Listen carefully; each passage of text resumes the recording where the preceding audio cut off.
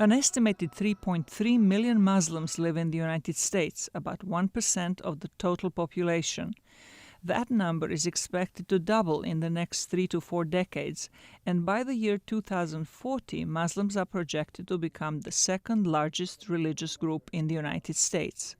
Young Muslims point out that they are not a homogeneous group. St. Louis resident Oya Rose Aktas says her mother is an American Christian and her father is a Turkish Muslim. Oftentimes people try to split it into moderate Muslims and conservative Muslims, but there's a lot of diversity past that. And I think that that's one of the nuances that gets lost in discussions about Islam in the U.S. Sometimes young Muslims have more than one identity that defines them. It definitely is a struggle, not only being a Muslim, not only being a Muslim American, being Somali, being black, being young. There's a lot of identities that you have to reconcile.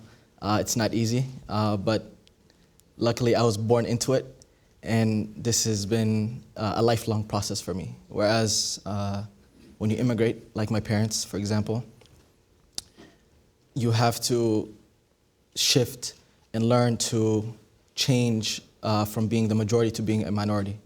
The panelists complained that crimes perpetrated by Muslims get disproportionately high media coverage. I feel like whenever a Muslim does something like that, it's all over the media. There's so much attention to it. But if a Westerner does the same thing, I don't think it has the same impact. Iraqi-born Othman Al-Talib said the ratio of crimes committed by U.S. Muslims is low compared to other groups.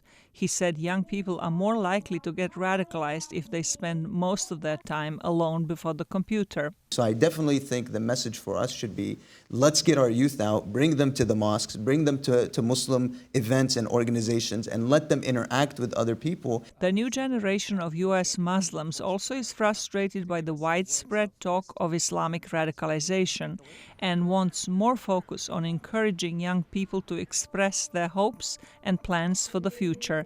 Zlatica Hoke, VOA News, Washington.